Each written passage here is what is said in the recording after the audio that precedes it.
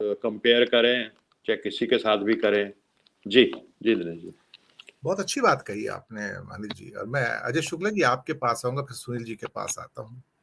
ये बात मैं भी मान के चलता हूँ कि फिर इसके अलावा अडवाणी जी हों, मुरली मनोहर जोशी जी थे, दीनदयाल उपाध्याय थे, ये जो पीढ़ी थी, ये एक तो सादगी में इनका जीवन होता था। बहुत सिंपल सी धोती पहनते थे, कुर्ता पहना चल दिए। विनम्रता भी होती थी, विरोधियों का सम्मान करते थे। एक शायद अलग पीढ़ी थी, अलग सोच थी वो सारी की सारी। इसलिए लोग अटल जी को पसंद भी करते थे, दीनदयाल को भी पसंद करते थे। मैं आपको बताऊं, ऐसी बात नहीं, उनके भी बहुत सारे चाहने वाले थे। अडवाणी जी को, मुरली मनोहर जोशी को चाहने वाले थे। और अपनी जो ड्रेस सेंस होती थी वो भी सादगी होती थी। लेकिन यहां पर जो हर चीज है वो एक भोंडा दिखावा है। और वो भोंडा दिखावा ना केवल ड्रेसेस के अंदर है, बल्कि आचरण में भी आ गया है। और दूसरी बात, विनम्रता चली गई और अहंकार आया। उस अहंकार के कारण जहां अटल जी के साथ इतनी बड़ी संख्या में एनडीए के साथी थे, आज इनके पास कोई बचा नहीं है। ये सारी की सारी जो चीजें हैं, ये अपने आप में काफी हद तक देखा जाए तो विचलित करती हैं कि ये एक नया निजाम आया है, ये नए लोग हैं, इनका सादगी से, विनम्रता से कोई लेना देना नहीं है। यहां सिर्फ व्यक्ति विशेष जो है वो इतना बड़ा हो गया कि शायद हो सकता है आरएसएस भी उससे डरना शुरू हो गया, जो अनिल जी ने बात भी कही है। जी, मैं आपकी टिप्पणी चाहूंगा इसके ऊपर। नहीं, बिल्कुल मैं डॉक्टर अनिल की बात से पूरी तरीके से सहमत हूं और मैं मानता हूं कि डॉक्टर साहब ने बिल्कुल सही कहा है। जो स्थितियां हैं वो कमोबेश इसी तरह है। इत्तेफाक से मैं हिंदुस्तान अखबार का संपादक रहा उस क्षेत्र का जहां से दीनदयाल उपाध्याय आते थे, जहां से अटल बिहारी वाजपेयी आते थे। तो जिन दिनों मैं आगरा में संपादक था तो मैं उन जगह मेरा जाना हुआ, लोगों से मिलना हुआ। बहुत सारे ऐसे लोग थे जो सीधे उन लोगों के टच में रहते रहे हैं और बहुत पुराने लोग थे। लेकिन उन लोगों के बारे में जो बताया गया, वो जो सबसे बड़ी चीज थी कि दो तीन चीजें जो थी उनकी, वो सबको प्रभावित करती थी। एक सादगी उनकी, एक आम लोगों की बात जो करते थे कि सबसे गरीब आदमी के लिए कैसे किया जाए, और इसकी ये सारी, ये सोच आज की सरकार की तो खत्म हो गई है। आज की सरकार तो बनिया की दुकान चला रही है। और जैसे कि नरेंद्र मोदी हमारे है भी घाणी जाति के, तो हमारे यहाँ कहा जाता है घाणी जो होता है, तेली होता है, वो उससे भी तेल निकाल लेता है, खली से भी तेल निकाल लेता है। तो ये आप समझ लीजिए, आपकी हड्डियों को भी चूस के उससे टैक्स के रूप में निकाल लिया जाएगा। तो ये शायद सरकार की आज सोच है कि कैसे भी आपसे निकाल लेना है। तो यह कहीं ना कहीं एक चीज देखने को मिल रही है। आज सरकार हमारी बिल्कुल उसी तरह का काम कर रही है कि कोल्हू चल रहा है, उसमें आपको पीसा जा रहा है, कितना ज्यादा आपसे पीस के आपका तेल निकाला जाए, इस पर सोचा जा रहा है। आप देखिए, कल के ही बयान में यदि आप देख लीजिए, जीएसटी कलेक्शन को लेकर के जिक्र किया है नरेंद्र मोदी ने कि हमने 19 लाख करोड़ का कितने का जीएसटी वो कर लिया और सारी चीजें कर ली, अब हम इसको और बढ़ाएंगे और कैसे करेंगे। और आप चूंकि आप तो आईआरएस ऑफिसर रहे हैं, आपके तमाम सारे मित्र होंगे, बताएंगे कि इनकम टैक्स को क्या कहा गया है और उनका किस किस तरीके से दायरा बढ़ा के और किस तरीके से करने की कोशिश हो रही है कि वो ज्यादा से ज्यादा लोगों को, थर्ड पार्टी को, उसको सबको जा करके किस तरीके से उनसे भी कैसे वसूली कर सकें और क्या कर सकें, इसकी एक तैयारी हो रही है। तो देखिए, ये सारी चीजें जब चल रही हो तब लगता है कि हमसे छीनिए आप पैसा, लेकिन वो छीन के कहां आप लगा रहे हैं? जनता के हित में तो नहीं लगा, वो आप उन पूंजीपतियों के लिए लगा रहे हैं जो आपको चुनाव जितवाने के लिए पैसे का पूरा प्रबंध करते हैं, आपके लिए पूरी नैरेटिव तैयार करते हैं, अपने कर्मचारियों और अपने यहाँ काम करने वाले और तमाम जुड़े हुए लोगों से आपको वोट देने के लिए बाध्य करने की बात करते हैं। तो जब ये स्थिति हो तो आप समझ सकते हैं।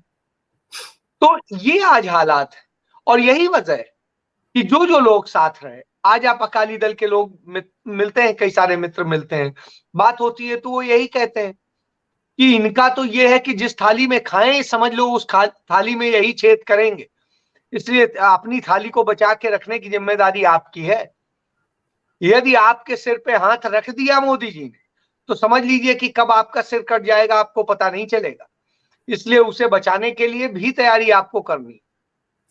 तो ये एक बड़ी चीज है और ये हमने देख भी लिया उनके दो सबसे पुराने साथी, एक शिवसेना थी, उसे उन्होंने किस तरह खत्म किया, और एक दूसरी अकाली दल, उसको हमने देख लिया। और अकाली दल में तो आप देखिए ना कि बड़े सारे एहसानात हैं उनके और शिवसेना दोनों के।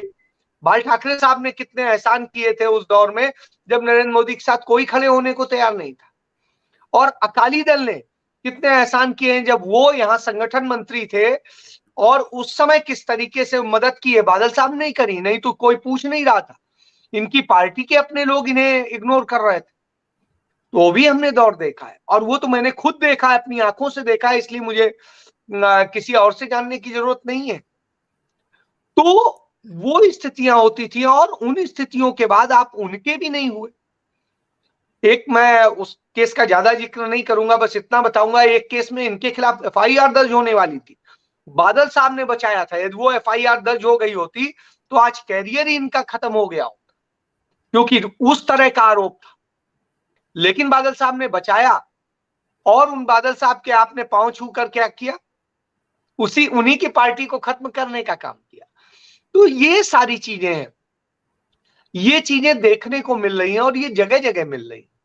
आप यदि उनके काम में साधक बनेंगे तो ठीक है, और जहां हल्का सा भी वो हुआ वहां पर आपको खत्म करके अपने लिए काम करना है।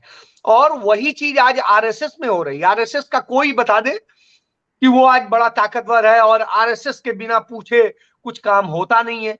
आज स्थिति है, आरएसएस बस यही चाहता है कि बस आप इतनी कृपा कर दो कि मुझे बस पूछ लो इतना सा कि हाँ हम भी हैं, बस इतने में हमारा अस्तित्व बना रहेगा। तो इस तरह की दया में जी रहे हैं। हाँ, क्यों? क्योंकि आरएसएस के लोगों को 5 स्टार कल्चर समझा दिया है। उनके ऑफिसेज आप जाइए, उनके जो भी वो हैं, आप हमारे यहाँ सेक्टर 19 में मैं रहता हूँ, 18 में आरएसएस का नॉर्थ वेस्ट इंडिया का हेडक्वार्टर है। और मैं आपको बताऊं कि वहां जब पहले जाता था तब की स्थिति देखता हूं और आज की स्थिति देखता हूं, वहां कौन सी लग्जरियस लाइफ की चीज मौजूद नहीं है। कौन सी शब्द कह रहा हूं, अब इसमें कई चीजें आप अंडरस्टूड कर सकते हैं, उस पर मैं चीज नहीं लूंगा। वहां पे ऐसे ऐसे लोग अंदर इंटर करते हैं जिनको बाहर यदि देखते हैं लोग कहते हैं यार तुम उस महिला से मिल रहे थे। मतलब आदमी किस नजर से आपको देखने लगता है, तो ये लगता है। तो ऐसे लोग वहां बड़े इज्जत से जाते हैं। तो इससे आप सब समझ सकते हैं कि बहुत सारी चीजें हो गई हैं, जो हालात हैं वो देख के तकलीफ देते हैं कि ये वही भारतीय जनता पार्टी है, ये वही लोग हैं जो एक समय में नैतिकता की बात करते थे, मूल्यों की बात करते थे, तमाम सारी चीज बात करते। तो जब ये खत्म हो गया हो तो निश्चित रूप से बहुत सारे लोग दूरी बनाएंगे। और किस बात की? और आपके आज जो अलायंसेस हैं कौन है? देखिए, नागालैंड में जो देश से अलगाववादी संगठन था वो इनके साथ खड़ा है। असम में जो अलगाववादी संगठन था वो इनके साथ खड़ा है। अरुणाचल में जो अलगाववादी संगठन था जो चाइना को सपोर्ट करता था वो इनके साथ खड़ा। तो आपकी स्थिति ये है, जिन्हें आप कहते थे कि ये देश के लिए खतरा है, उनके साथ आपने जम्मू कश्मीर में 3 साल सरकार चलाई। आप ही ने चलाई, हमने नहीं चलाई। तो आप ये स्थितियां देखिए कि इस तरह के जब हालात हो तो आप कल्पना कर सकते हैं कि क्या है। और वही स्थिति तब हमें याद आता है कि वो कोई उलट नहीं कर रहे हैं। बीच में उन्होंने अपना चेहरा और जो है वो कहते हैं बदला था। नहीं तो आजादी के पहले भी तो देखिए उसी मुस्लिम लीग के साथ मिलकर के सरकार चला रहे थे 3 राज्यों में, जिस मुस्लिम लीग को लेकर के कहते थे कि नहीं हमें अलग, दोनों एक दूसरे को कहते थे कि नहीं हमें अलग देश चाहिए, हम एक राज्य थ्योरी लेके आए थे। तो आप समझिए, एक तरफ कहते हो कि हम एक साथ नहीं रह सकते, लेकिन सरकार चलाने के लिए दोनों एक साथ मिलके रह रहे हो। सबसे ज्यादा दंगे फसाद वहीं हो रहे हैं, लोग मारे जा रहे हैं। यह इनका करैक्टर है। और जब यह करैक्टर हो तो आप वो कुछ नया नहीं कर रहे हैं, नरेंद्र मोदी उसी को ही नए तरीके से कारपोरेट मॉडल में पेश कर रहे हैं। यही उनका सत्य है और वो अपने अलावा किसी को बर्दाश्त नहीं कर सकते, इसलिए अपने साथ की भी पार्टियों को या तो खा जाते हैं या